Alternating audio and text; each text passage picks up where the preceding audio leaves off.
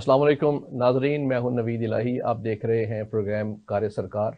नाजरीन, पाकिस्तान एक दिलचस्प मुल्क है। यहाँ पे कोई दिन जो है वो बोर नहीं गुजरता। यहाँ पे सियासत के उतार चढ़ाव, सियासतदानों के पेच और दाव और उनकी लगाई हुई नफ़रतों के अलाव, और साथ ही आप देखिए कि अदालतों की मोहब्बतें और झुकाव, और उसके दरमियान जो अवाम है उनके लगे हुए घाव और उनकी उम्मीदों की डूबती हुई नाव, और सबसे बढ़ के ये कि रोज़ अफजू रोज़ बढ़ती हुई कीमतें और अशिया के भाव। तो अब मैं क्या उस पर ज़्यादा और क्या बता सकता हूँ, बताओ। तो इन तमाम चीज़ों को पे, इन तमाम मसाइल पे, इनके हालात व वाक़यात और असरार और रमूज़ पे बात करने के लिए हमारे पास आज सीनियर सहाफ़ी और तजियाकार मौजूद है। स्टूडियो में हमारे साथ है इकबाल शाहिद साहब, वेलकम सर। अस्सलाम वालेकुम, बहुत शुक्रिया। और ऑनलाइन हमारे साथ हैं मुबशर लुकमान साहब, जो किसी तारुफ के मोहताज नहीं, और साथ ही हमें फारूक आदिल साहब भी ज्वाइन करेंगे। तो अस्सलाम वालेकुम मुबशर लुकमान साहब। सलाम जी, कैसे हैं नवीद साहब? आप जी बहुत खैरियत से हैं? शुक्रिया जनाब। पहले मैं ये बात करना चाहूँगा कि कल जो एक डेवलपमेंट हुई है, जो मैं बात कर रहा था कि यहाँ पे दिलचस्प चीज़ें होती रहती हैं। फवाद चौधरी जो पीटीआई को चंद रोज़ पहले छोड़ गए थे और सियासत से भी किनारा कशी इख्तियार कर ली, दोबारा उन्होंने अडियाला पहुंच के एक प्रेस कॉन्फ्रेंस कर दी, और साथ उनके एक दो और पीटीआई के लीडर्स को साथ लेके, इमरान सुहेल और मौलवी महमूद को, और ये कहा कि जी ये तो अवाम है, इनको नवाज शरीफ और आसिफ अली जरदारी के रहमो करम पे नहीं छोड़ा जा सकता। और साथ ये भी कहा कि ये जो लोग हैं पीटीआई के, चूँकि इनको भी हम नहीं छोड़ सकते, क्योंकि हमारी जिम्मेदारी थी इनको रोकते। यानी उन्होंने अपनी जिम्मेदारी कबूल की, लेकिन वो जिन्होंने किया वो तो अंदर हैं, और ये जिम्मेदारी कबूल करने के बावजूद बाहर फिर रहे हैं। तो आपके ख्याल में ये क्या डेवलपमेंट है, किसके इशारे पे एक नई डेवलपमेंट होने जा रही है? ये जो पीटीआई डी ग्रुप बन रहा है, यानी डिजर्टर ग्रुप, इसकी क्या कहानी है? नवीद साहब, पहले तो आपका शुक्रिया और आपके मेहमानों को भी अस्सलाम वालेकुम, और आपके नाजरीन को भी। मैं आपको एक बात बताऊं, असल में ये दूर के डोल सुहाने वाली कहानी है, क्योंकि परसों रात को अ, इनको फवाद चौधरी को बिलावल हाउस के गेट के अंदर नहीं जाने दिया गया। ये काफी देर खड़े रहे हैं वहां पे आसिफ जरदारी साहब को मिलने के लिए। उन्होंने गेट के अंदर भी नहीं चौकीदारों ने इनको जाने दिया, तो ये इनकी हैसियत रहेगी। उसके बाद इन्होंने ये कोशिश की करने की कि शाह महमूद को वर्गलाएंगे, ये करेंगे। शाह महमूद पार्टी छोड़े या ना छोड़े, वो फवाद चौधरी जैसों के लिए नहीं छोड़ेगा। उसको ही पता इनकी क्या हैसियत है, क्या औकात है। दूसरा, जब आपने सियासत से किनारा कशी कर ली थी, तो उस वक्त आपने पीटीआई के लोगों का क्यों नहीं सोचा था कि उनका क्या होगा? तो ये सारे आफ्टर थॉट्स हैं, आफ्टर शॉट्स हैं, और इन्होंने अभी अंदर जाना है, क्योंकि इनकी बहुत बड़ी करप्शन एक पकड़ी गई है, जो सिखों के फंड्स के अंदर इन्होंने की थी, और वो लाखों डॉलर से बताई जा रही है। अच्छा। फिर काफी करप्शन इनकी जो है वो बताया जा रहा है कि इनके अहले खाना के नाम पे भी है, कि उनको सो कॉल्ड बुटीक खोल दी, और बुटीक जो है वो करोड़ों का बिजनेस कर रही है यकायक। तो ऐसी बड़ी चीजें हैं। उससे बचने के लिए इनका सियासत में री एंट्री जो है वो बहुत जरूरी है। जहां तक ये डिजर्टर ग्रुप है, ये तो ना घर का है ना घाट का है। आपने अबरारुल हक का हाल देखा कि लंदन में क्या हुआ। मैं उसकी यानी आप समझे कि मैं उसको कंडोन नहीं कर रहा, मैं उसको कंडेम करूंगा। किसी के साथ भी ऐसा हो, मैं उसको कंडेम करूंगा। लेकिन ये इन्हीं के लगाए हुए पौधे हैं ना, इन्हीं के सिंचे हुए दरख्त हैं बिल्कुल। कि जिन्होंने इनको इस हाल पे पहुंचा दिया। तो इनका तो मुझे कोई ज्यादा फ्यूचर नहीं नजर आता। ना तो ये इलेक्टेबल्स है ना कुछ है। इलेक्टेबल तो फिर भी अपनी बरादरी की वजह से, अपनी जात की वजह से, अपने हल्के की वजह से कुछ ना कुछ उसका जोर होता है। लेकिन इनकी तो शराख्त ही सिर्फ अपने हद तक नहीं है, या वो अपने चाचे की हद तक है, मामे की हद तक है, जिसके नाम पर रिश्वतें लेते रहे। एक जो गवर्नर था, एक जो चीफ जी जस्टिस था। बिल्कुल। तो इस तरह और भी बाकी लोगों की भी कहानियां हैं। जी लेकिन आपको बताऊं, ये अभी थोड़े दिन के बाद ये डस जरा सेटल होगी। अभी तो छापे पड़ रहे हैं, सिक्योरिटी टीम्स बनी हुई हैं, और इनके टॉप लीडरशिप और इमरान खान के करीबी रिश्तेदार, जिसमें उसके भांजे हैं हसन न्याजी, उनके लिए पुलिस और सीटीडी दोनों जो हैं दबा कर छापे मार रहे हैं, और वो छुपे हुए हैं। इमरान खान की बहनें भी मतलूब हैं, कुछ और लोग हैं उनका भी मुझे पता चला कि वो भी मतलूब है। जियो फेंसिंग जो है उसमें टाइम लगा है, लेकिन अब जियो फेंसिंग की जद में जो जो आ रहा है वो उसको छोड़ा नहीं जा रहा। और मैं आपको एक बड़ी इंटरेस्टिंग बात बताऊं नवीद साहब, मेरे अपने क्लास वालों के साथ एक इशू हुआ कि उसके सियासी मुखालिफ ने उसका नाम दे दिया कि जी ये भी उधर था। तो वो 2 घंटे तो थाने में रहा, लेकिन उनको पता चल गया कि ये नहीं था वहां पे। लेकिन हुआ क्या कि अभी तक उसका नाम पूरी तरह निकला नहीं है, क्योंकि वो तसल्ली कर रहे हैं कि भाई कोई झूठ बोल के तो नहीं निकाल रहे। और आप अगर जाते हैं अभी चंद लोगों की सिफारिश करने कि यार इनको ये देखो, इसको छोड़ दो, इसको छोड़ दो, मैं जानता हूं, तो वजीर आजम तक सिफारिश कर चुके हैं कुछ लोगों की, और उन्होंने कहा कि आप पीछे हो जाए, ठीक, इस पे हमने कॉम्प्रोमाइज ही नहीं करना। ठीक है, तो अभी तो बहुत सजा मिलनी है लोगों को, अभी तो शुरू भी नहीं हुआ। तो ये तो आपने बड़ी अहम बातें बताई हैं। इसमें एक चीज तो बड़ी वाज़ेह है कि जो इनके जो लीडर हैं, महा लीडर, उनको पे तो शिकंजा कसा जाएगा, और जाहिर है कि जब वो शिकंजा कसा जाएगा तो एक फॉलोइंग मौजूद है जो बेमुहार होगी, लीडरलेस होगी। तो उस वैक्यूम को कहीं काबू करने के लिए ये लोग मैदान में आ चुके हैं मेरा ख्याल है, और इसमें कई हिस्से बनने जा रहे हैं। पीटीआई इमी हो सकती है और पीटीआई हकीकी हो सकती है। तो आपके ख्याल में ये हिस्से बखरे होने जा रहे हैं ऐसे? नहीं, हिस्से तो बिल्कुल होंगे, लेकिन उतने बड़े नहीं होंगे। मसलन ये जो लीडर्स कल अडियाला जेल गए थे, इनमें से किसी के लिए कोई इनके घर वाले नहीं आएंगे, बाकी लोगों ने क्यों आना? इनसे तो आप समझे एक वैगन की सवारी नहीं पूरी होंगी। और ये आप लिख लें मेरे से, इनकी कोई हैसियत नहीं, इनकी कोई वैल्यू नहीं है। लेकिन जिन लोगों की वैल्यू है वो साइड लाइन्स पे हैं, जैसे असद उमर है, शाह महमूद कुरैशी हैं, यानी और परवेज खटक है, असद कैसर है। और मैं आपके प्रोग्राम के थ्रू ये खबर दे रहा हूँ, और मैं खबर दे रहा हूँ, मैं कोई अपनी यानी एनालिसिस नहीं दे रहा हूँ, एनालिसिस नहीं है कि थोड़े दिनों में आप देखेंगे परवेज खटक और असद कैसर जो है वो 35 से 40 लोगों के साथ छोड़ेंगे, और मुझे लगता है कि वो जेयूआई में मर्ज होंगे, नॉट पीपल्स पार्टी और नॉट एनी अदर पार्टी। लेकिन इस सारी तोड़फोड़ में सबसे बड़ा बेनिफिशियरी जो है वो चौधरी शुजात का ग्रुप होगा। पीएमएलक्यू में सबसे ज्यादा लोग उसमें जाएंगे, कुछ लोग पीपल्स पार्टी में जा रहे हैं, लेकिन अभी तक नून लीग में कोई नहीं जा रहा। ये भी मैं आपको बता दूं। हाँ जी, ये भी हो रहा है बिल्कुल। ये इकबाल साहब, ये जो मैंने ये बात की कि फवाद चौधरी ये काम कर रहे थे, जिसपे मोशर लुकमान साहब ने कहा कि इनकी तो कोई वैल्यू नहीं है, और ये जाहिर है कि अपने आप को बचाने के लिए, करप्शन केसेस से बचाने के लिए, जाहिर है कि सियासत में रहेंगे तो कोई वर्थ होगी, वैसे तो वर्थलेस है। तो आपके ख्याल में ये क्या डेवलपमेंट हो रही है?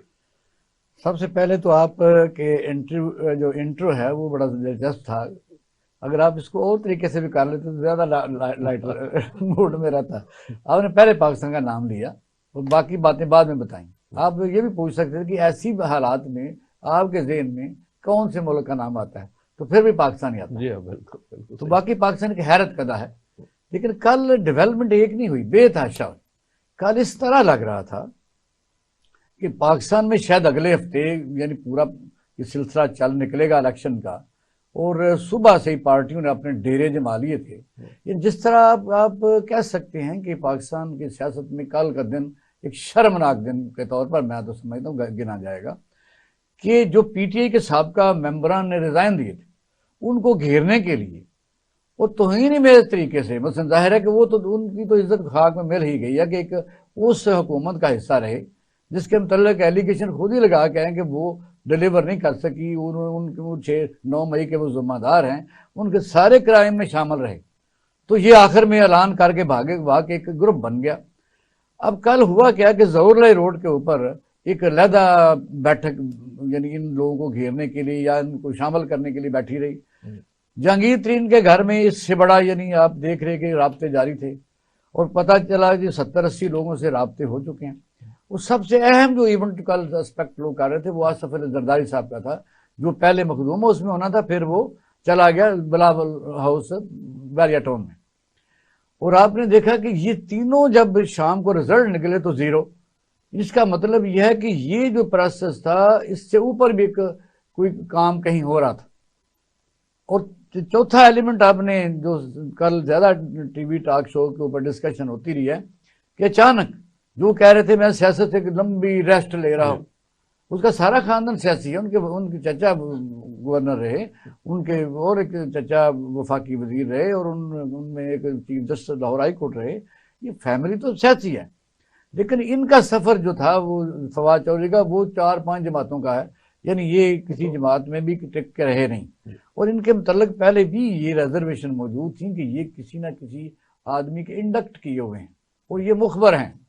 اچھا، اب یہ تھا کہ شام کو جب یہ پریس کانفرنس ہوئی تو رائٹ ہینڈ کے اوپر عمران اسماعیل بیٹھے تھے اور مولوی محمود کھڑے تھے، پھر وہ ریالہ جیل میں شاہ محمود قریشی کو مل کے آ رہے تھے، نام وہ لے رہے تھے، ان میں 3 لانے بڑی خاص تھی، حماد اظہر کا نام لے رہے تھے اور اسد کیسر کا نام لے رہے تھے، اور سندھ سے نام لے رہے تھے، اپنا کے پی کے سے اہم شہرام ترکئی کا نام لے رہے تھے، ایون دن پرویز خٹک کا نام بھی لے رہے تھے۔ اچھا، اس کا مطلب ہے کہ ایک ٹوٹ پھوٹ تو جاری ہے پارٹی کے اندر، جیسے مبشر کمال صاحب نے ایک بڑی خبر دی ہے کہ جو مین 2-3 لیڈرز ہیں پی ٹی آئی کے، وہ اپنے 30-40 ساتھیوں کے ساتھ الگ ہو جائیں گے اور کسی اور پارٹی میں جانے کے بجائے جے یو آئی میں جا رہے ہیں۔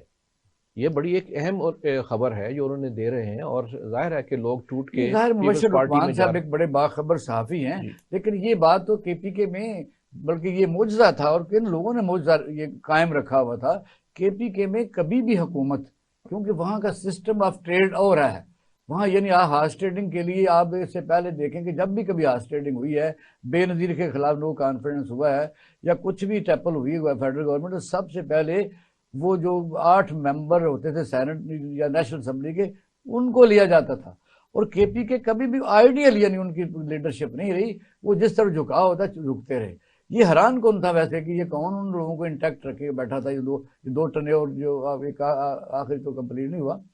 تو یہ جے یو آئی میں جانے کے لیے یہ بات کسی حد تک مانی جا سکتی ہے کہ ایک بہت ہیوی گروپ جو جے یو آئی میں جا رہا ہے، لیکن جہاں تک تعلق ہے کہ یہ کل کا جو ایپیسوڈ ہے وہ ناکام اس لیے ہوا کہ اس سے اوپر اسلام آباد میں ایک اور ڈیولپمنٹ چل رہی تھی۔ وہ ڈیولپمنٹ یہ تھی کہ یو کے جو چیف آف جنرل اسٹاف سے ان کی ملاقات آرمی چیف سے ہوئی، اور پھر یہ ہے کہ امریکن سفیر کی ملاقات ہوئی ہے بلاول بھٹو زرداری صاحب سے۔ اس کے کانسیکوینسز یہ ہیں کہ آئی ایم ایف آپ نے دیکھا کہ انہوں نے بالکل سفید جھنڈی لہرا دی ہے کہ بالکل ہمارے پاس کچھ نہیں، اب ملکی حالات سٹیبل کریں۔ لگتا یہ ہے کہ یہ ایکسرسائز کل شام کو جب فیل ہوئی ہے، ایک دوسرا ایک پلان بھی آگے آ رہا ہے کہ یہ الیکشن ہونے چاہیے، یہ لوگ سنبھال سکیں گے، یا سابقہ حکومت کی فعال ہوں گے یا وہ جیسی بھی ہے، اس کو یہ لوگ اگر اون کرتے ہیں تو وہ ان کو اون کریں گے، یعنی یہ کس طرح اس سیاست میں اپنی انٹری ڈالیں گے، ڈنٹ ڈال سکیں گے، لیکن میرا خیال یہ فیل ہو چکی۔ جی بالکل، اور میں یہ سمجھتا ہوں کہ ہمیں اس پہ بڑا اعتراض ہونا چاہیے کہ اگر اس طرح کے جو بونے ہیں، سیاسی بونے ہیں جو لڑکتے رہے ہیں ایک پارٹی سے دوسری پارٹی میں، ان میں دوبارہ ہوا بھر کے سامنے پیش کیا جائے تو عوام کے ساتھ زیادتی ہے۔ اچھا، دوسرے میں پہلو کی طرف آنا چاہوں گا جس پہ میں جو پی ٹی آئی کی حکمت عملی ہے جو کسی بھی لیول پہ گر سکتی ہے، نیچے جا سکتی ہے، کہ انہوں نے یہ کہا کہ جی ہماری جو خواتین ہیں جیل میں ان کے ساتھ ناروا سلوک ہوا، اور اس سے زیادہ بھی الفاظ استعمال کیے گئے، اور لوکلی نہیں باہر یہ یعنی سوشل میڈیا پہ اور باہر انٹرویوز کے ذریعے یہ بات کرنے کی کوشش کی۔ یعنی یہ ایسی حکمت عملی ہے جس میں یہ خیال نہیں کیا جا رہا کہ پاکستان کا امیج یا کچھ اور چیزیں، صرف اپنے سیاسی مقاصد کے لیے کسی بھی لیول پہ گر کے یہ بات کر لیں کہ جی جیل میں خواتین کے ساتھ سلوک ٹھیک نہیں ہو رہا، جبکہ اس کے اوپر یہ بڑی اچھی بات ہوئی کہ حکومت نے، مبشرہ حکومت نے اس کا نوٹس لیا، خاص طور پہ پنجاب حکومت نے، اور خود بھی ایس پی جو ہیں، لیڈی ایس پی وہاں پہ گئی ہیں اور وہ کر کے آئی ان سے بات۔ چیف منسٹر نے اس کا خود نوٹس لیا، جو منسٹر ہیں یہاں پہ انفارمیشن پنجاب کیئر ٹیکر، انہوں نے اس پہ اپنی ساری جو تفصیلات ہیں وہ بیان کی، اور میں نے خود آج آنے سے پہلے کچھ لوگوں سے معلومات کی جن کی خواتین وہاں پہ موجود ہیں۔ آپ دیکھیں کہ اب ٹوٹل 17 خواتین جو ہیں وہ جیلوں میں ہیں، 15 لاہور میں، 2 راولپنڈی میں، اور ان کو تمام سہولتیں جو ممکن ہوتی ہیں جیل میں وہ دی جا رہی ہیں۔ ان کے رشتہ داروں نے بتایا کہ ہم ان کو کھانا بھی گھر سے دے رہے ہیں، اور کسی نے کسی قسم کی زیادتی کی شکایت نہیں کی۔ تو میں یہ سمجھتا ہوں کہ اس طرح کی جو حکمت عملی ہے जिसमें अपने मकासद के लिए, सियासी मकासद के लिए मुल्क को भी दौर लगा दिया जाए, तो इसके तो कोई ना कोई होना चाहिए, इसका सदेबाब होना चाहिए। मुबशर साहब चाहिए। और मैं आपको एक बात बताऊं कि वो जो खवातीन जेल में है ना, जिनका आपने जिक्र किया, वो जेल में बहुत ज्यादा महफूज है। असल में वो गैर महफूज जमान पार्क में थी, बिल्कुल, या जब वो बनी पंगाला में जाती थी तब वो गैर महफूज होती थी। और जो जो एक्सक्यूज मी उन खवातीन के साथ होता रहा है वो भी हमें पता है। उनमें बड़ी शिकायत भी आई हैं, उनमें बड़ी ऑडियोज भी लीक हुई हैं कि तुम उधर क्या हो रहा है और क्या नहीं हो रहा है। जो खवातीन की आपस में गुफ्तगू है वो भी लीक हो चुकी है, वो भी पता चल चुकी है। लेकिन ये है कि इमरान खान एक एजेंडा के साथ पाकिस्तान में आया है, इसमें किसी को दो राय नहीं होनी चाहिए। हमें खुद नहीं इसका इल्म था, और जब आहिस्ता आहिस्ता इल्म होना शुरू हुआ तो हमारे रकाबतें जो है वो फासलों में तब्दील होती रही। तो ये है कि अब आप ये देखें कि एक यूएस कांग्रेस में खत लिखा गया एंथनी ब्लिंकन को पाकिस्तान की हुकूमत के बारे में, और जरा आप उन कांग्रेसमैन की प्रोफाइल अगर आप चेक कर लें, मैं आपको शेयर कर लेता हूँ कि उनमें सारे के सारे वो हैं जिनकी प्रोफाइल्स आप जाके देखें, जो उनकी अपनी पर्सनल प्रोफाइल्स है, तो पता चलेगा कि वो प्रो इसराइल है, प्रो इंडिया है और एंटी चाइना है। तो ये तीन लोग जो हैं अमेरिकन कांग्रेस में और सेनेट में, वो इमरान खान को सपोर्ट कर रहे हैं। तो अब आपको कोई डाउट नहीं होना चाहिए कि ये किसका प्लेस्ड आदमी है, किसका प्लांटेड आदमी है, और वो पाकिस्तान में क्या करना चाह रहा है, हर चीज। और इसमें मैं वो सब इसमें इंटरजेक्ट करूंगा, और ये जो हिकमत अमली है, ये इल्ज़ाम वाली, ये कोई ये नहीं कि सेकंड लाइन लीडर्स, ये टॉप लीडरशिप ये ट्रेंड चलाती है और नीचे वाले उसको पिक करके आगे गंद फैलाना शुरू कर देते हैं। हाँ जी, सब बड़ी बात है कि इमरान खान के साथ ज्यादती नहीं हुई या किसी और के साथ, इनके करीबी के साथ नहीं हुई, सिर्फ अपना लोगों के साथ होती है। इमरान खान की तो आदत ये है कि जो मर गया उसको कहना कि ये हमारा वर्कर था, जो जिंदा पकड़ा गया कहना वो हमारा नहीं है, उससे हमारा कोई ताल्लुक नहीं, वो तो एजेंसियों का आदमी है। परसों जो बीबीसी को भाई साहब ने इंटरव्यू दिया, उसमें इन्होंने इल्जाम अपने वर्कर्स के ऊपर और अपने पार्टी लीडर्स के ऊपर डाल दिया, खुद हाथ धो के बाहर निकल गए। यानी एक ऐसा शख्स है कि जो हर एक से अपने आप को डिस्टेंस कर लेता है बड़े आराम से, और उसको कोई उसमें शर्म नहीं है, कोई हया नहीं है, बकौल ख्वाजा आसिफ के। और मैं आपको बताऊं कि लोग समझते हैं ये इदारों के पीछे है, मैं समझता हूं कि इदारों के पीछे जो है इसका सेकेंडरी टारगेट है। इसका प्राइमरी टारगेट जो था वो हमारी इक़्तिदार के पीछे होना था, हमारी अखलाकियात के पीछे था, और हमारा एक जो हमारी रवायात है इसने उनको तहस नहस किया। ये बहुत बड़ा इसका क्राइम है।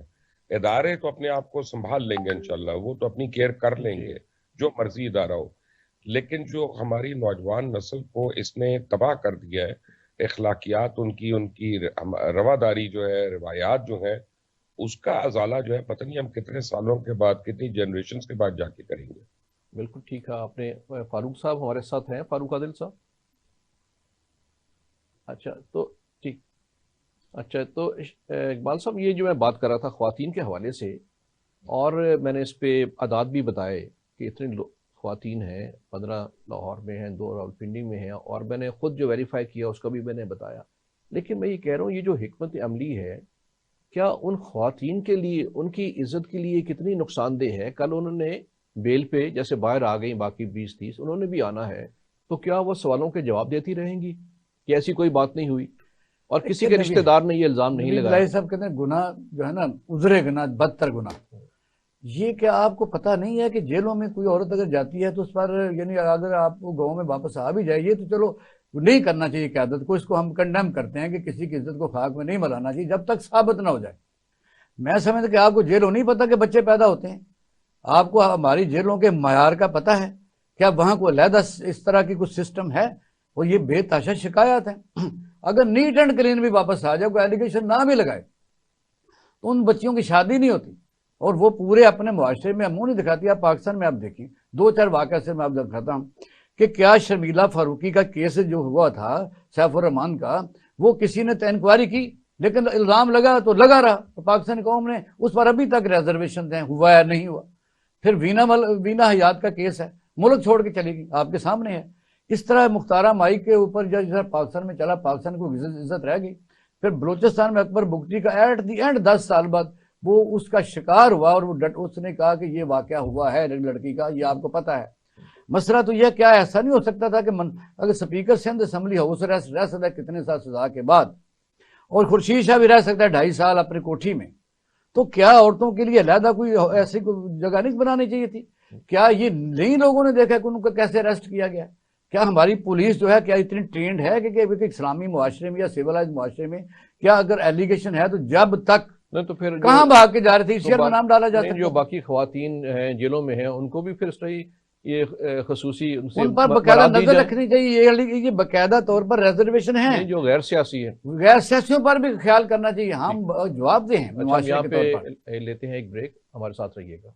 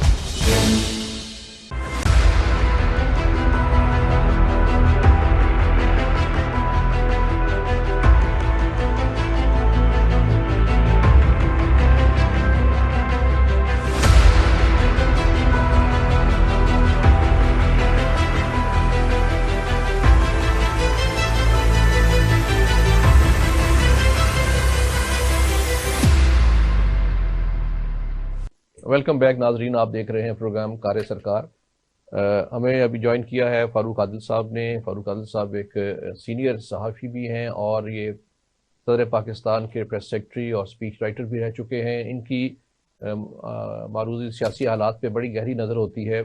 فاروق صاحب، ابھی ہم پہلے تو بات کر رہے تھے جو سیاسی منظرنامہ ہے، ابھی ہم جو آخری ہم نے بات کی آپ کے آنے سے پہلے، یہ جو ایک عجیب قسم کی حکمت عملی اختیار کی پی ٹی آئی کی مین لیڈرشپ نے کہ الزام تراشی شروع کر دی کہ جی خواتین کے ساتھ جو اریسٹڈ ہیں ان کے ساتھ ناروا سلوک یا اس سے زیادہ بھی الفاظ استعمال کیے گئے، اور جبکہ ہماری اطلاعات یہ ہیں جو ہم نے معلوم کی کہ وہاں پہ بالکل سیکیور ہیں اور کوئی ان سے کوئی ایسی زیادتی نہیں ہوئی، اور ان کے رشتہ داروں نے بھی اس بات کو کنفرم کیا کہ کھانے ان کو گھر سے جا رہے ہیں اور بالکل سیکیور ہیں۔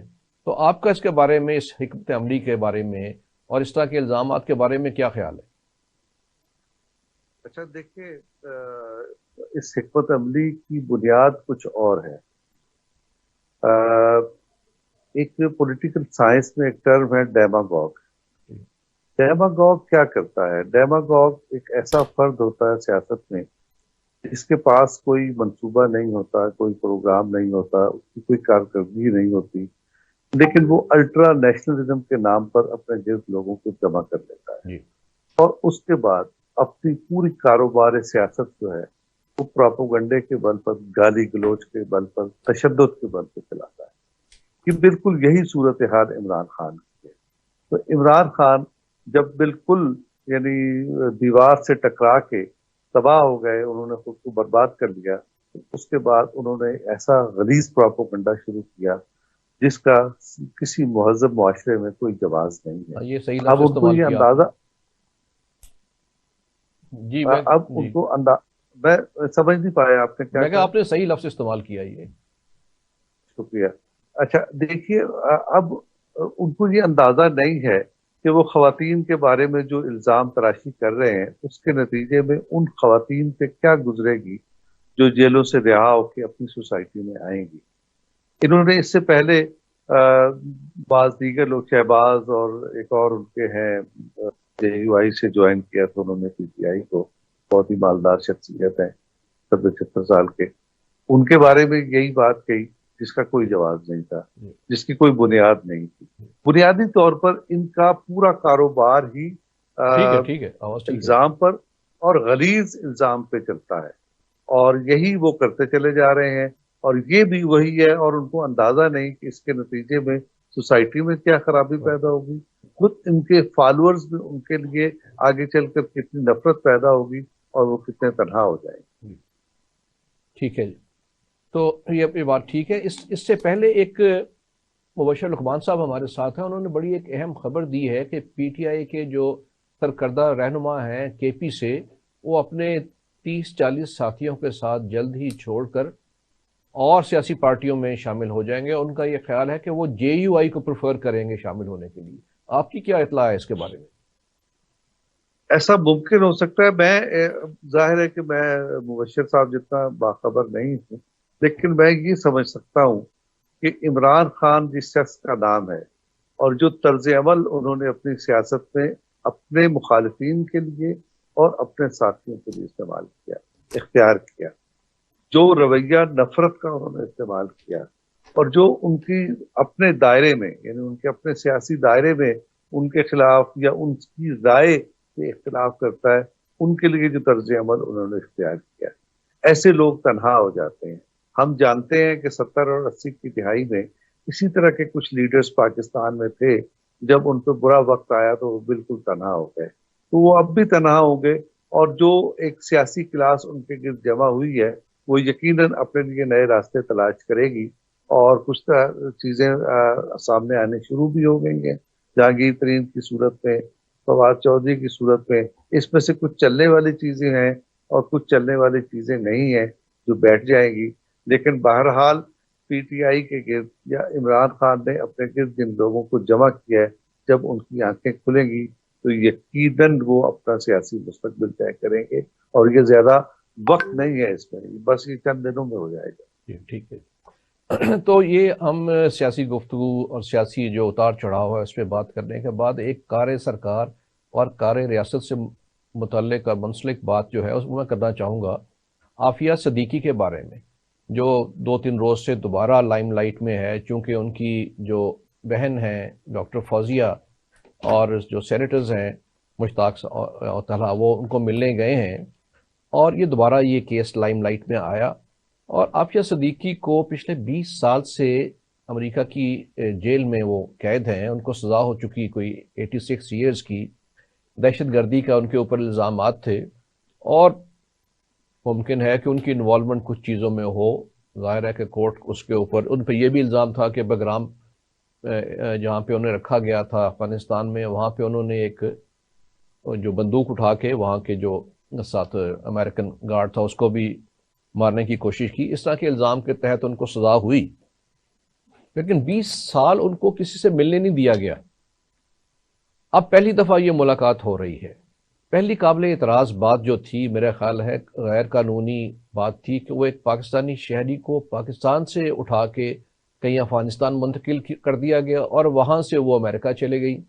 ایک تو پہلے وہ اس کا تو ریاست کو جواب دینا چاہیے، اور دوسرا اب ریاست ان کے لیے کیا کر سکتی ہے کہ 20 سال سے وہ وہاں پہ ہیں، وار آن ٹیرر جو ہے ختم ہو چکی، اور اس پہ کیا ریمیشن ہو سکتی ہے، کوئی طریقہ کار ہے کہ ہم انہیں یہاں لے آئیں یا کہیں جو اور 2-4 سال یہاں کی جیل میں گزار لیں گے، کوئی ایسا طریقہ ہو سکتا ہے؟ تو اقبال صاحب اس پہ آپ کچھ تبصرہ کرنا چاہیں گے جتنی دیر میں مبشر صاحب آتے ہیں؟ بڑی افسوسناک ہے، افسوسناک اس لیے ہے کہ جو امریکہ پوری دنیا میں ہیومن رائٹس کے اوپر فلیگ اٹھا کے پھر رہا ہے، اور پاکستان میں ایسے ملکوں میں خاص طور پر جب کوئی بات ہوتی ہے تو کل بھی جو امریکی سفیر نے یہ بات کی ہے کہ پاکستان میں ہیومن رائٹس کے لیے ان کے جو شعبے کام کرتے ہیں، لیکن آپ دیکھیں کہ عافیہ صدیقی، آپ نے درست کہا کہ ان کا جو بھی قصور ہے تو وہ اگر سزا سنا بھی دی جائے تو دوسرے جو ساورن کنٹریز ہیں ان کو یہ حق حاصل ہے کہ وہ حکومت اگر اس میں کوئی کوشش کرے اور ریکویسٹ کرے اور اس متعلقہ فورم سے رجوع کرے تو وہ باقاعدہ اسی ملک میں سزا کاٹنے کے لیے بلوا لی جاتی ہے۔ اس سے پہلے یہ واقعہ ہو چکا ہے۔ آپ نے بحریہ کے ایک چیف تھے، ان کا نام مجھے بھول گیا ہے، وہ امریکہ کی قید میں تھے، تو پاکستان میں ان کو لائے گیا، گورنمنٹ حق ان کا آخر میں نام آتا تھا، مجھے بھول گیا۔ تو اب اس طرح کی کافی آپ کے پاس چیزیں ہیں کہ پاکستان میں ریمنڈ ڈیوس کو آپ نے دیکھا پہ چھوڑانا پڑا، اسے ہم نے چھوڑ بھی دیا، اس سے زیادہ ڈائریکٹلی کون سی بات ہو سکتی تھی۔ تو اب ملاقات بھی جو ہوئی ہے تو آپ دیکھیں بڑی افسوسناک حالت ہے۔ جماعت اسلامی کے جو مشتاق صاحب ہیں سینیٹر، ان کو بھی میں سمجھتا ہوں شاباش دینی چاہیے اور اپریشیٹ کرنا چاہیے کہ وہ انہوں نے بھی کہا کہ اب دونوں بہنوں کو گلے بھی نہیں ملنے دیا گیا، جی درمیان میں شیشے کی دیوار، اور ادھر بھی آپ دیکھا کہ ٹیلی فون کا سسٹم تھا، ادھر بھی تھا.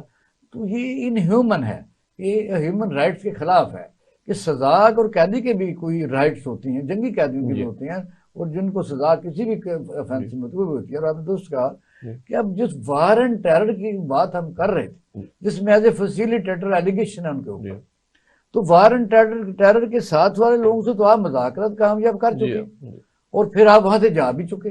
اس کا مطلب یہ ہے کہ جو لوگ آپ کے ساتھ ڈائریکٹلی لڑ رہے تھے اور اس کی وجہ سے آپ کے فوجی مر بھی رہے تھے، آپ ان کے ساتھ لڑ رہے تھے، اور کروڑوں اربوں روپے کی ان سے صلح ہو گئی، تو ان سے صلح ہو گئی. مبشر صاحب یہ آپ کو یہ آواز آ رہی میری؟ جی اب آئیے جی. اچھا، میں نے یہ بات کر رہا تھا عافیہ صدیقی کے واقعے کے اوپر کہ ان کو اب یہ 20 سال بعد موقع ملا ہے کہ ان کی جو بہن ہے ڈاکٹر فوزیہ وہ ملی ہیں، ساتھ ہمارے سینیٹر بھی ملے ہیں مشتاق صاحب. تو میں یہ بات کرنا چاہ رہا تھا کہ جو بھی ان پہ الزامات تھے، لیکن جس طریقے سے یہاں سے ان کو لے جایا گیا، پاکستانی شہری تھیں، یہاں سے افغانستان غائب کر دیا گیا، افغانستان سے امریکہ میں غائب کر دیا گیا، وہاں پہ پھر الزامات باقی جو بھی سچ اور جھوٹ ہو سکتے ہیں کہ انہوں نے گن اٹھا کے فائر کیا، یا ان کے اوپر ٹیررزم پہ کا الزام تھا، یا ان سے دستاویزات نکلی کہ وہ کرنا چاہ رہی ہیں. اب یہ 20 سال گزر گئے ہیں، اس 20 سال کے دوران ملنے نہیں دیا گیا. وار آن ٹیرر از اوور، ان سے صلح صفائی ہو گئی جن کے ساتھ لڑ رہے تھے. یہ جو درمیان میں لوگ تھے وہ ابھی تک پسے ہوئے ہیں. تو ہم ان کے لیے کیا کر سکتے ہیں کہ یعنی اگر کچھ تھوڑی ان کو رعایت دیں، پاکستان میں آ جائیں، کچھ سال یہاں گزار لیں، تو یہ ممکن ہے؟ پورا ویسٹرن جو ایک آپ سمجھیں تھنک ٹینک لگا ہوا ہے عمران خان کو یہاں سے نکالنے کے لیے کہ کسی طرح ان کو نکال کے لے جائیں. تو اس سے سواپ کر لیں، آپ سواپ کر لیں. ایک وہ ڈاکٹر آفریدی کو بلا لیں اور ایک عافیہ کو بلا لیں. میرا مطلب ہے اور آپ کا کوئی حل نہیں ہے.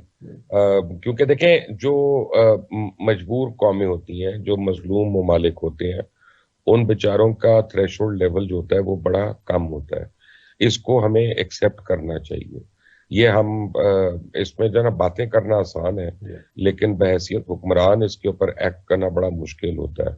ہم پوزیشن آف پاور سے آپ نیگوشیٹ کرتے ہیں کسی سے، پوزیشن آف ویکنس سے آپ نیگوشیٹ نہیں کرتے.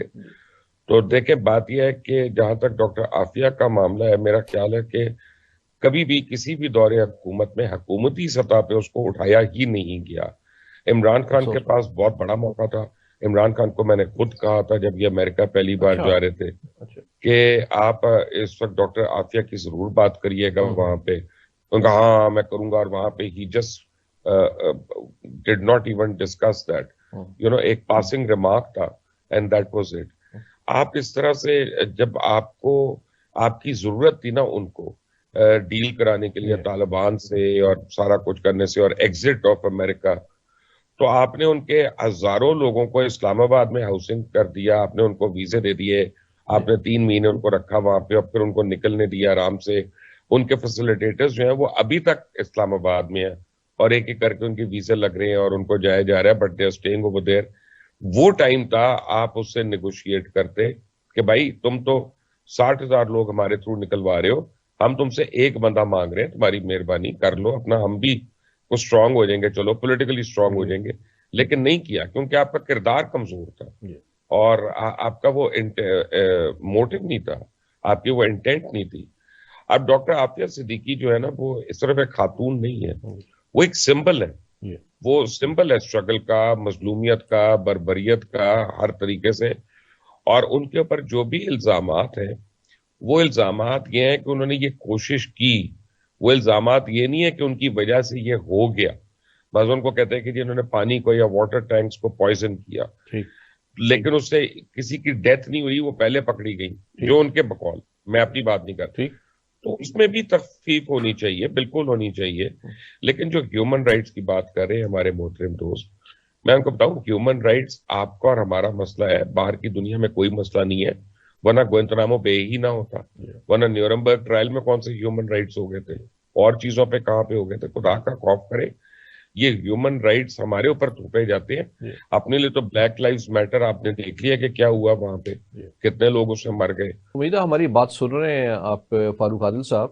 یہ جو عافیہ صدیقی پہ بات ہو رہی تھی، تو آپ اس پہ کیا کہیں گے؟ اچھا، جب آپ ذکر کر رہے تھے کہ ان کے ساتھ بہت سارے مسائب ہوئے اور زیادتی ہوئی جی اور ان کو گم کر دیا گیا، تو جب کراچی سے ان کو اغوا کیا گیا اور اس ظالمانہ طریقے سے اغوا کیا گیا، تو ان کا ایک بہت گود کا بچہ تھا، ہاں، وہ لاپتہ وہ رہے. اس دوران گرا اور مر گیا. تو یہ اس قدر یعنی ظالمانہ طریقے سے انہیں پکڑا گیا، اور اگر ان پہ کوئی الزام تھا تو اب 20 برس کی سزا کافی ہوتی ہے، تو یہ ہو جانے چاہیے. لیکن جو بات میرے لیے تشویش کی ہے وہ یہ ہے کہ پاکستان کے اندر سے کوئی، جیسے مبشر صاحب کہہ رہے تھے، کوئی سنجیدہ کوشش ہوئی نہیں. کیسے؟ اس طرح سے کہ جیسے مبشر صاحب نے کہا کہ عمران خان سے کہا گیا. میری آواز آ رہی ہے آپ جی کو؟ آ رہی ہے، جی آ رہی ہے، بالکل آ رہی ہے. عمران خان کو مشورہ دیا کہ وہ جا کے وہاں اس مسئلے کو ریز کریں، تو انہوں نے ایسا نہیں کیا. اسی طرح شاید کسی اور قرآن نے بھی نہیں کیا، جی اور اس کی وجہ بھی بتا دی مبشر صاحب نے کیا. اس کے بعد اب یہی ہوتا ہے کہ پاکستانی سوسائٹی کو آواز بلند کی جائے اور ایک رائے بیدار کی جائے، تاکہ حکمرانوں پہ بھی دباؤ بڑھے اور امریکہ پہ بھی دباؤ بڑھے. یہ ایک درست حکمت عملی ہوتی ہے. لیکن یہ موجودہ دور میں جیسے سینیٹر مشتاق احمد خان صاحب گئے اور بڑا کام کیا، بہن کی جیسے بھی سے بھی ہوئی، ایک ملاقات بھی کرا دی. لیکن میں کہنا یہ چاہتا ہوں کہ سینیٹر مشتاق صاحب کی کوشش میں بھی مجھے سنجیدگی سے زیادہ اور یعنی پوائنٹ سکورنگ زیادہ نظر آتی ہے. مثلا اب تک ان کے جو پیغامات وہاں سے آئے اس میں جی میں رو رہا ہوں، جب میں رو چکوں گا تو اس کے بعد اپنی قوم کو جگاؤں گا، وغیرہ وغیرہ. اب تک انہوں نے ہمیں یہ نہیں بتایا کہ ان کی کن لوگوں سے ملاقاتیں ہوئی، اس کی قانونی پوزیشن کیا ہے، کیا حکمت عملی ہو سکتی ہے کہ ہم پاکستان میں اختیار کریں عوامی سطح پر، سرکاری سطح پر، اور اس کے بعد کوئی یعنی عافیہ کو لانے کے لیے سرگرمی شروع ہو سکے. تو ابھی تک تین چار دن سے مشتاق صاحب وہاں ہیں، لیکن ان کی طرف سے کوئی سوائے جذباتی باتوں کے اور کچھ سامنے نہیں آیا. تو اس سے میں تو یہ سمجھتا ہوں کہ ابھی تک کوئی سنجیدہ اس پر کوئی کوشش ہوئی نہیں. ہاں، یہ آپ کی بات میں وزن ہے، اور یہ چونکہ 3-4 روز سے وہ صرف یہ کہہ رہے ہیں میں بتاؤں گا، یعنی یہ لالی پاپ آگے کیا جا رہا ہے. ابھی میں رو رہا ہوں. ہاں، ابھی رو رہا ہوں، میں ذرا آنسو پہنچ لوں. تو مبشر صاحب یہ جو بات کر رہے ہیں فاروق عادل صاحب کہ سینیٹر مشتاق خان صاحب نے ایک اچھا ایفرٹ کی اور اس سے نتیجے میں ملاقات ہو گئی، لیکن ان کا یہ خیال ہے کہ اس کے بعد وہ ایک پوائنٹ سکورنگ میں لگ گئے ہیں اور باتیں واضح نہیں کر رہے کہ وہاں کیا بات ہوئی. کیا وہ کہہ رہے ہیں کہ میں ابھی بتاؤں گا، یہ بتاؤں گا، اس کے علاوہ کوئی بات نہیں کر رہے. اس کی کیا وجہ ہے؟ نوید صاحب مجھے تو وجہ نہیں پتا، لیکن مجھے اتنا پتا ہے کہ آپ کو پتا ہے کہ اس لیول پہ جب باتیں ہوتی ہیں، ہم لوگ ایز جرنلسٹ بھی جب ملتے ہیں لوگوں کو، تو کچھ باتیں تو ہم بتا سکتے ہیں اور بہت سی باتیں ہم نہیں بتا سکتے، کیونکہ کافی آف دا ریکارڈ ہوتی ہیں چیزیں. کئی باتوں پہ منع کیا ہوتا ہے، کئی باتوں پہ ہمیں خود بھی خیال ہوتا ہے. تو میرا خیال ہے کہ کسی کی گڈ انٹینشن کو ڈاؤٹ نہیں کرنا چاہیے. ان کی اچھی انٹینشن ہے، انہوں نے اچھے کام سے گئے. اللہ تعالیٰ ان کو یعنی اسٹرینتھن کرے کہ وہ مزید اس میں نہ صرف بتائیں بلکہ ان کو لانے کا کوئی سبب بن جائیں. میرا نہیں خیال کہ اس پہ ہمیں اس سے زیادہ دیکھنا چاہیے، بیکاز ہمیں پتہ نہیں ہے کہ ان کی کیا مجبوری اور کیا ان کو روکا گیا، کیا ان کو اجازت دی گئی ہے بات کرنے کی بیکاز آف دیٹ میٹنگ. سو یہ تو بٹ ان کو اپریشیٹ تو کریں کہ کم از کم ملا. ہمارے تو وزیر اعظم نہیں ملے جا کے، جی نہیں ملے، وزیر اعظم کو موقع بھی تھا وہ نہیں ملے. جی تو پھر آپ ان سے تو بہتر ہوئے نا وہ کم از کم. ان سے تو بہت بہتر ہے کہ جنہوں نے اٹھا کے حوالے کر دیا اور پھر کسی نے آواز بلند نہیں کی، کوئی سیریس ایفرٹ نہیں کی. ان سے تو بہت سیریس کیا، کوئی ایفرٹ ہی نہیں کی، ایفرٹ بھی نہیں کی. اور اس پہ تو آپ تو خط نہیں لکھے گئے حکومت کی طرف سے، خط. اور یہ بہت ہی افسوسناک ہے، اور تمام حکومتوں کے اوپر اس کی جو ہے وہ ذمہ داری آتی ہے. سکسیسفل گورنمنٹس نے یہ کیا کے ساتھ نہیں، عمران خان کے اوپر ذمہ داری آتی ہے، بیکاز ان کے پاس وہ موقع تھا کہ پورے امریکن سولجرز کو اور کانٹریکٹرز کو ایگزٹ دلوا رہے تھے وہ طالبان سے ڈیل کر کے نیگوشیٹ کر کے وہاں سے وہ ٹائم تھا کروانے کا. دیکھیں میں نے آپ کا پوزیشن آف اسٹرینتھ سے ہوتی ہے بارگیننگ، پوزیشن آف ویکنس سے تو نہیں ہوتی ہے. اس کے علاوہ تو کبھی امریکہ آپ کے نیچے نہیں تھا پچھلے 10 سال میں.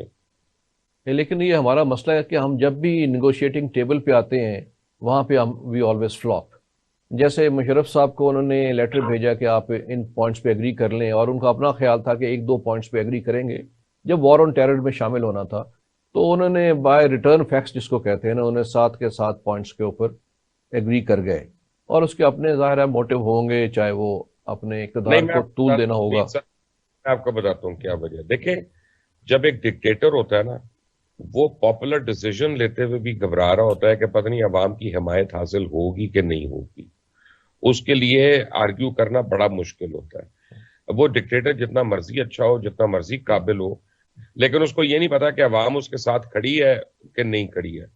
تو پھر وہ اپنی کانسٹیٹوئنسی ڈیولپ کر رہا ہوتا ہے. مشرف صاحب نے امریکہ میں اپنی کانسٹیٹوئنسی ڈیولپ کی، آرمی میں اپنی کانسٹیٹوئنسی ڈیولپ کی.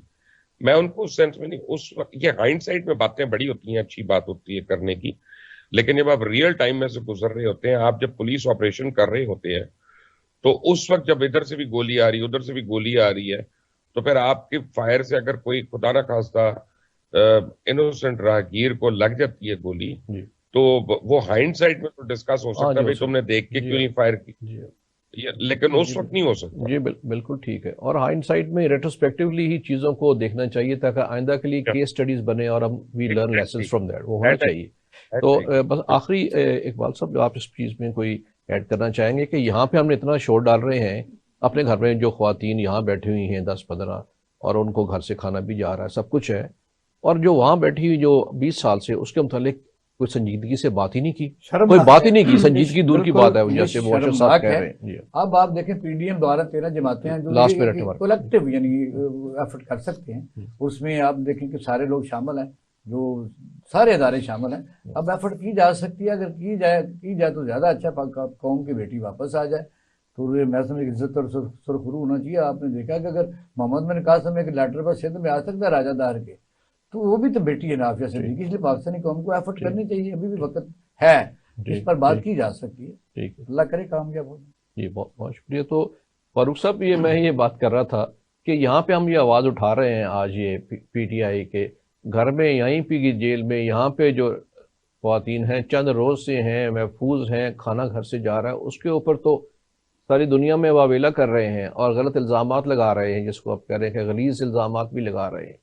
اس کے لیے جب اقتدار میں تھے بات نہیں کی، جو کہ 20 سال سے پاکستان کی سٹیزن امریکہ کی جیل میں، جس کو وہ انہوں نے لکھا سینیٹر مشتاق صاحب نے کہ وہ جو ہے اٹس لائک ہیل ہول ہے وہ جیل جو ہے، وہاں پہ کئی ریپ کیسز ہو چکے ہیں. تو اس سے متعلق کوئی بات نہیں کہ یہ دوگلا پن کیا ہے فاروق صاحب؟ نوید الہی صاحب، دیکھیں، عمران خان امریکہ کے خلاف نعرہ لگا کر انہوں نے پاکستان میں سیاست کی ہے، لیکن 2014 میں جب ان کے دھرنے کی وجہ سے چینی صدر پاکستان میں نہیں آ سکے، ہم آپ دونوں ایک جگہ پر تھے اور اس سارے معاملے کو دیکھ رہے تھے ایک ساتھ بیٹھ کے. تو اس موقع پر ایک صاحب نے کہا تھا، اور بالکل درست کہا تھا، کہ اس شخص نے پاکستان کے ہاتھ پاؤں باندھ کر امریکہ کے سامنے پھینک دیا ہے. اور پھر وقت نے ثابت کیا کہ عمران خان امریکہ کے مہرے ثابت کیے. انہوں نے اکنامک کوریڈور کا راستہ روکا، انہوں نے پاکستان کے مفادات پر سودا کیا، اور سب سے بڑا سودا انہوں نے کشمیر پر کیا، اور وہ اس سودے کی بنیاد وائٹ ہاؤس میں ٹرمپ کے ساتھ خفیہ گفتگو میں پڑی. تو عمران خان تو ہے ہی امریکی مورا، ان کا کوئی پاکستانی مفادات کے ساتھ، پاکستان کے جذبات کے ساتھ، عوام کے جذبات کے ساتھ کوئی لینا دینا ہے نہیں. بہت شکریہ. میں اپنا مجھے ایک جملہ اگر آپ کہنے کی اجازت دیں تو میں گزارش یہ کرنا چاہ رہا ہوں کہ جیسے مبشر لقمان صاحب ہیں، اس طرح سے اور بہت سارے مؤثر صحافی ہو سکتے ہیں جو یہ کوشش کریں، یہ جاننے کی کوشش کریں کہ پاکستان میں گزشتہ 20 برس سے اگر کوئی آواز عمران خان کی حکومت کے علاوہ عافیہ کے بارے میں بلند نہیں کی تو اس کی ہڈن وجوہات کیا ہیں. اس پہ ہمیں جاننا چاہیے. جب تک یہ وجوہات ہم نہیں جان پائیں گے اس وقت تک شور و غوغا ضرور ہوتا رہے گا، لیکن کچھ سنجیدہ کوشش. جی بالکل ٹھیک ہے، اس پہ بالکل تحقیق و تفتیش اس پہ ہونی چاہیے. بہت شکریہ اقبال شاہد صاحب، بہت شکریہ مبشر لقمان صاحب، فاروق عادل صاحب، آپ کی شرکت کا بہت شکریہ. नाजरीन, आज के प्रोग्राम का वक्त ख़त्म हुआ। अगले हफ्ते इंशाल्लाह फिर हाजिर होंगे, तब तक इजाज़त दीजिए। अल्लाह हाफिज़।